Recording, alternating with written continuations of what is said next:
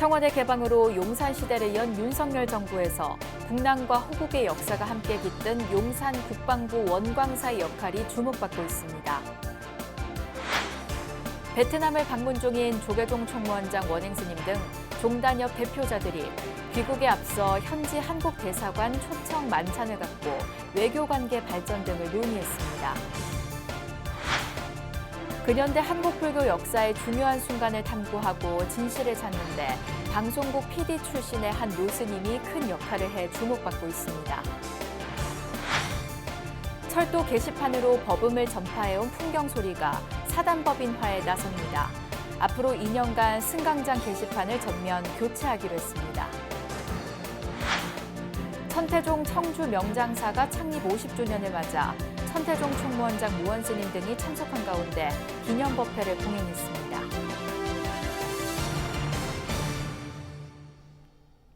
여러분 안녕하십니까? 6월 22일 수요일 BBS 뉴스입니다. 청와대 개방으로 용산 시대를 연 윤석열 정부가 대통령 취임 40일 만에 주민 초청 집들이 행사를 열며 지역에 한 걸음 더 다가섰는데요. 전략적 군사 요충지로서 국난과 호국의 역사가 함께 깃든 용산의 조계종 군종특별교구 본산, 국방부 원광사의 역할도 주목받고 있습니다. 보도에 홍진호 기자입니다. 윤석열 대통령이 아이들의 그림을 감상하고 함께 사진을 찍습니다. 잔치 음식도 먹고 아프가니스탄에서 온 아이들도 격려하며 취임 40일 만인 지난 일요일 대통령실 앞마당에서 주민 초청 집들이 행사를 열었습니다. 하나, 둘, 셋, 환영합니다.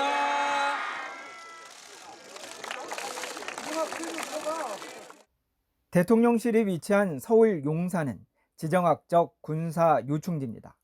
남산과 한강 사이에 있는 교통 거점이었기에 13세기 몽고군 이후 청나라와 일제, 미군 등이 군사기지로 활용했습니다. 옛 용산기지는 1908년 일제가 조성했고 1945년 광복 직후 주한 미군이 주둔하다 미군 사령부의 평택 이전과 함께 공원 조성이 본격화됐습니다. 1990년 용산기지 이전 기본합의서 체결 이후 2008년 특별법 시행 등을 거친 용산공원은 대통령실 용산 이전으로 이제 새로운 전기를 맞았습니다. 용산이 더욱 멋진 서울의 중심으로 발돋움할 수 있도록 저희도 노력하겠습니다. 대통령 집무실이 청와대를 떠나면서 이전 청와대 불자에는 대통령실 불자에로 이름을 바꿨습니다. 최근 이진복 대통령실 정무수석이 대통령실 불자회장으로 내정되면서 출범에 박차를 가하고 있습니다. 새 불자회장의 취임 이후에는 대통령실과 가까운 조계종 군종특별교구의 본산인 국방부 원광사에서 신행활동을 시작할 것으로 보입니다. 대통령실과 조계종 특별교구가 원광사에서 호국이라는 공통 분모 속에 가까운 이웃이 되어서 앞으로 불교 활동을 열심히 할까 합니다. 금단의 지역에 공원이 조성되고 대통령실이 소통의 행보를 지속하면서 국방부 원광사의 역할과 기대 또한 커지고 있습니다. 서울 마포에서 BBS 뉴스 홍진호입니다. 베트남을 방문 중인 한국불교 종단협의회 소속 30여 개 종단 대표자들이 귀국에 앞서 현지 한국 대사관 초청을 받아 박노한 대사 등과 만찬을 함께했습니다. 박 대사는 1992년 양국 수교 이래 이번에 가장 많은 종교계 대표자들이 베트남을 방문했다면서 코로나 이후 침체된 양국 문화 교류에 물꼬를 트는 계기가 되길 기대했습니다. 한국과 베트남의 문화교류 장을 첫 단추를 끼웠다는 데서 가장 큰 의미를 저는 두고 앞으로도 이러한 문화교류의 어떤 장을 계속적으로 만들어가는 노력을 좀 지속적으로 해줬으면 좋겠습니다. 이에 종단협 회장인 조계종 총무원장 원행스님은 주 베트남 한국 대사관의 적극적 지원에 감사를 표하며 문화교류를 넘어 외교관계 증진에도 밑거름이 되겠다고 약속했습니다. 나라와 나라의 모든 관계는 정치, 경제, 문화, 사회, 종교가 전부 다 총망라한 외교가 함께 한다는 것을 잘 알고 계실 겁니다. 미력하지만 한국종단협의회에서 베트남과의 우위를 돈독히 하고 새로운 외교관계를 수립하는데 밑거름이 되기를 진심으로 기대하겠습니다. 종단협 소속 30여 개 종단 대표자들은 이번 베트남 방문 기간 현지 최대 사원으로 개발 중인 하노이 땀쪽 사원을 방문하는 등 동남아 국가와의 불교 교류 확대를 위한 활동을 펼쳤습니다. 최근 우리 불교계에선 근현대 선지식들의 발자취를 돌아보고 중요한 역사적 순간들을 재조명하면서 앞날을 설계하는 움직임이 활발한데요. 숨겨지고 가려졌던 근현대 불교 역사의 장면들을 찾아내고 진실을 탐구하는 작업에 방송국 PD 출신 한 노스님이 많은 역할을 해왔습니다.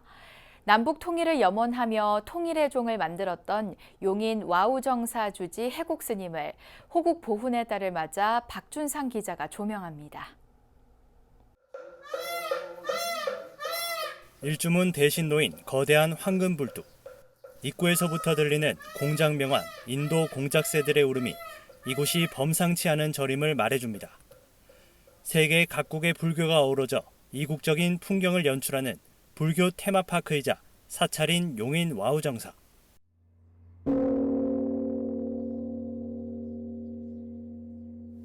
최근 다양한 예능 프로그램의 배경으로 등장하며 관광 명소가 된 와우정사 대웅전 앞엔 거대한 황금종이 놓여 있습니다. 바로 88 서울올림픽에서 타종된 통일의 종입니다. 한경북도 낮은 사람이기 때문에 실향민이라 남북 통일을 기원하는 절을 하나 지어야겠다. 신라시대 때 자장율사가 삼국 통일을 기원하기 위해서 황룡사를 지었듯이 몸이 약해 사찰에서 기거한 인연으로 9살 동진 출가한 해곡 스님의 인생은 방송국 PD로 입사하면서 새로운 전기를 맞습니다. 출가 수행자 신분으로 공영방송 KBS 시험에 합격하자 종단으로부터 특별 허락을 득해 방송국을 수행처로 삼게 됩니다. 그러면서 군사 독재 시절부터 87년 민주화 이후를 거치는 과정에서 종교인이자 언론인 해곡 스님의 삶은 굴곡진 한국 현대사와 정면으로 마주하게 됩니다.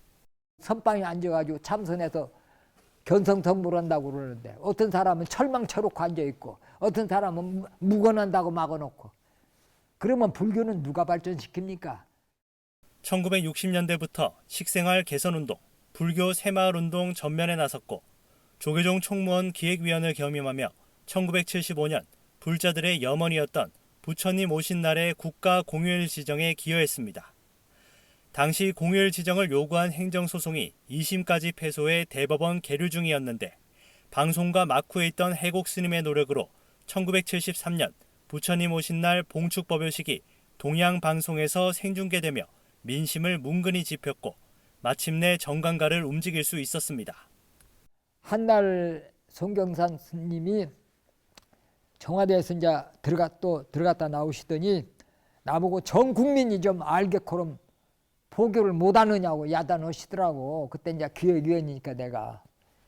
그래서 방법은 한 가지밖에 없습니다. 그게 뭐냐면 미국 대통령이 왔을 적에 텔레비 중계 안 했나. 그건 다 보지 않느냐. 전두환 정권 12.7 범난의 직접적 피해자이기도 했던 스님은 민주화 이후 대선에 출마한 노태우 전 대통령의 BBS 불교방송 설립과 불교재산관리법 폐지, 중앙승가대의 정규대학 인가 공약을 이끌어내는데도 막후에서 한몫을 했습니다. 아울러 주요 불교국가 인사들과 불교문화교류협회 활동도 이어왔는데 이 같은 흔적은 와우정사 곳곳에 고스란히 있으며 오늘날의 이국적 가람을 이뤘습니다. 외국 사람들이 한국에 와서 볼 수 있는 가람을 만들어야겠다. 외국의 큰 스님들한테 다 조언을 얻어가지고 수집을 해서 그 포교하는데 큰 자원이 될 수 있는 그런 일을 해야겠다. 절은 부처님 동산이 돼야 한다는 철학으로 어린이들을 위한 공작, 앵무새 동물원을 비롯해 와우정사의 신기한 수집품들은 불교를 한층 친숙하게 만들고 있습니다. 미국 역사를 관통하는 영화 주인공 포레스트 검프와 같이 격동하는 시대를 온몸으로 마주했던 해곡 스님. 독특한 풍경을 자랑하는 와우정사 한편엔 현대 불교사를 새롭게 써내려간 산증인의 흔적이 함께하고 있습니다. BBS 뉴스 박준상입니다.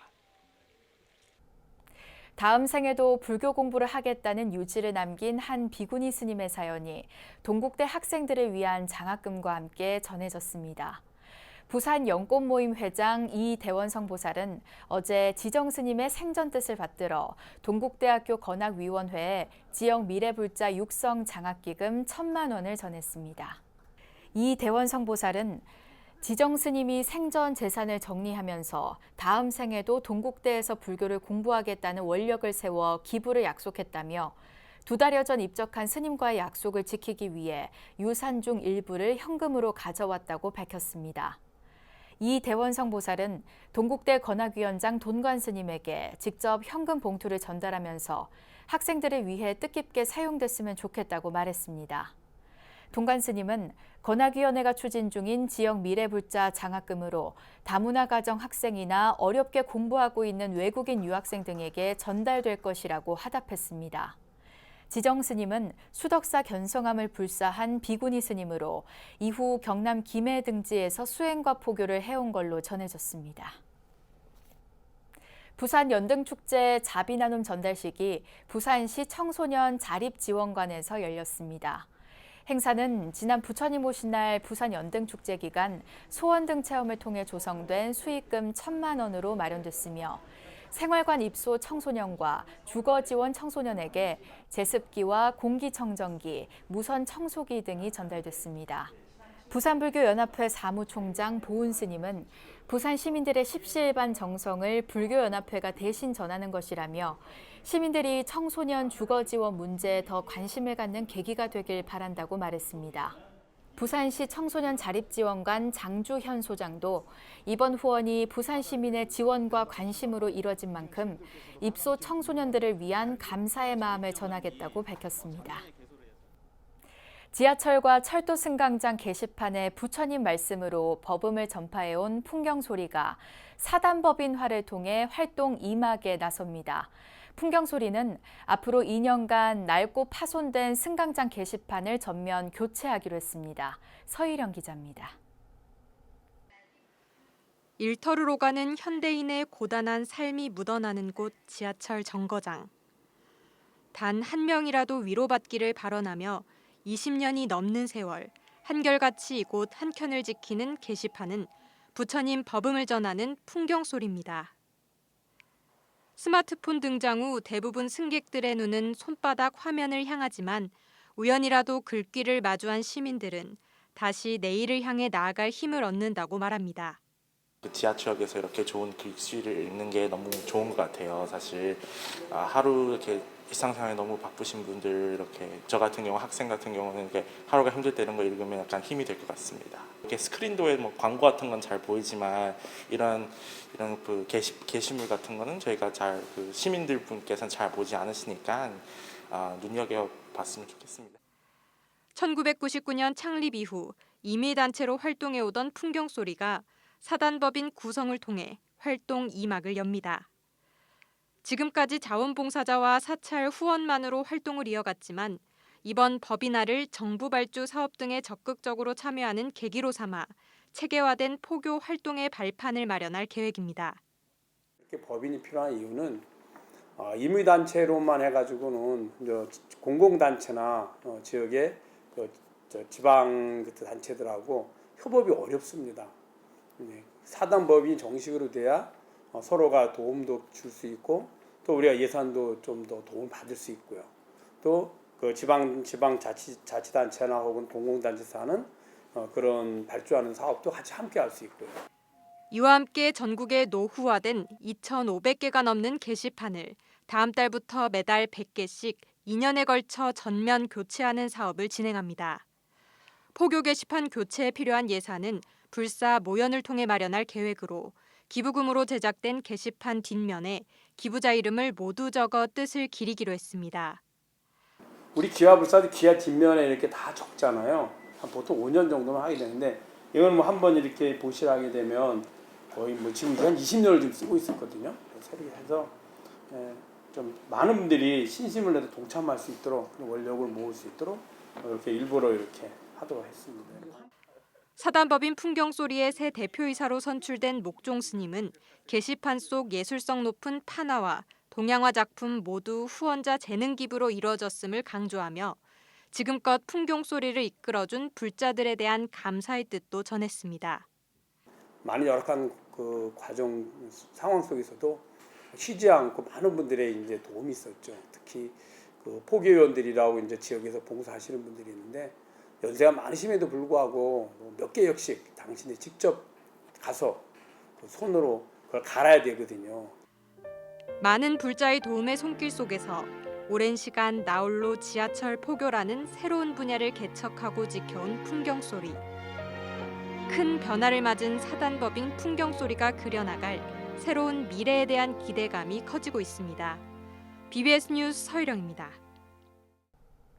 조계종 제19교구 본사 화엄사와 말사 천은사가 지리산 노고단에서 열린 다문화 가정과 장애인 부부들의 산상 합동 결혼식을 후원했습니다. 국립공원공단 지리산 국립공원 전남사무소는 다문화 가정과 장애인 등 세 쌍의 부부가 구름 위 화원으로 불리는 지리산 노고단에서 하객과 탐방객들 축하 속에 산상 결혼식을 올렸다고 전했습니다. 이번에 화촉을 밝힌 부부들은 가정 형편이 어려워 결혼식을 올리지 못했거나 2년 전 여름 구례 섬진강 수해 당시 피해를 본 가정입니다. 모든 이의 어머니의 산인 지리산에서 이렇게 상신령님께서 주례를 쓰고 많은 하객들이 바라보는 가운데에서 이렇게 좋은 인연을 이어가는 마음으로 결혼식을 올린 것을 축하드립니다. 이번 행사는 지리산 국립공원 전남사무소가 주최하고 화엄사와 천은사, 구례섬지회, 구례군 등의 협조와 후원으로 마련됐습니다. 생지장기도도량 철원 심원사는 경내 명주전에서 이민년 백중 입제법회를 열어 49일 기도정진을 시작했습니다. 심원사 주지 정현스님과 전국 각지에서 동참한 사부대중은 법회에서 독경과 기도, 지장보살님 염송 등을 하며 선망조상과 부모, 유주무주 고혼 영가들의 극락광생을 발언했습니다.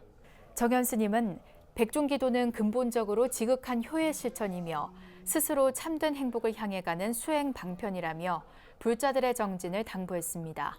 지장보살님을 1080번을 무조건 지장보살님께 공양 올린다라고 해서 올리시면 돼.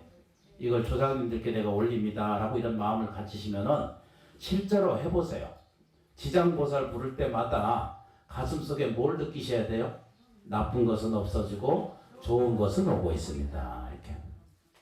심원사는 8월 7일 회양까지 49일 동안 매주 백중기도를 올리면서 부모 조상의 극락광생을 발언하고 불자로서의 정진을 다짐합니다. 충북 청주 지역 중심 사찰인 천태종 명장사가 창립 50주년을 맞았습니다. 천태종 총무원장 무원스님 등이 참석한 50주년 기념법회는 희망찬 100년을 설계한 자리였습니다. 청주 BBS 연현철 기자입니다. 애국불교, 생활불교, 대중불교 실천을 위해 수행 도량의 역할을 책임지고 있는 천태종 청주 명장사. 명장사가 19일 운학전에서 세계 평화와 인류 행복을 기원하며 창립 50주년 기념 대법회를 봉행했습니다. 이번 법회엔 도용 종정 예하를 비롯해 천태종 총무원장 무원스님, 명장사 주지 도웅스님, 법사 주지 정도스님, BBS 청주 불교방송 사장 도암스님 등 사부대중 1000여 명이 참석했습니다. 천태종 총무원장 무원스님은 치사를 통해 천태종풍 확산을 위한 청주 명장사의 역할과 노고를 높게 평가했습니다. 또 일승명법이 도량과 인연을 맺은 수많은 불자님들께서 주경야선의 수행 정풍을 진작하고 다양한 봉사와 문화 활동에 힘을 쓰신 결과 명장사는 청주 지역의 중심 사찰로서 역할을 하고 있다고 봅니다.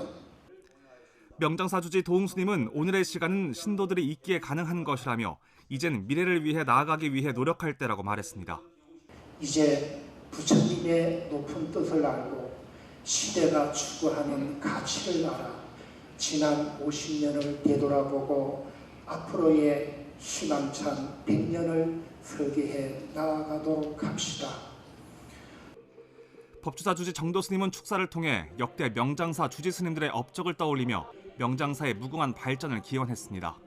오늘 명장사의 창립 50주년을 기념하는 이 자리가 단순히 지나온 시간을 축하하는 것에서 끝나지 않고 안으로 명장사가 100년, 1000년을 이어가 청주뿐만 아니라 우리나라를 대표하는 사찰로 거듭날 수 있기를 기원드립니다. 지난 50년을 바탕으로 앞으로의 50년을 새 출발의 의미로 되새기겠다는 명장사. 명장사는 천태종의 주경야선 종풍을 바탕으로 더욱 수행 정진할 것을 다짐했습니다. BBS 뉴스 연현철입니다. 천태종 제가불자들이 구인사 금강계단에서 3귀 의계와 신도 5개를 수지하고 부처님 계율을 잘 지킬 것을 다짐했습니다. 천태종은 단양 구인사 광명전에서 교무부장 덕제스님 등 500여 명이 동참한 가운데 법화3매 참의 대법회를 입제했습니다. 입제식에서 덕제스님은 천태종 3대 지표를 강조하면서 청정한 마음으로 계를 잘 지켜야 한다고 설했습니다. 법화3매 참의 대법회는 교무국장 진성스님의 스비교육에 이어 저녁예불과 법화3매 참의, 관음정진 등의 순으로 1박 2일간 진행됐습니다.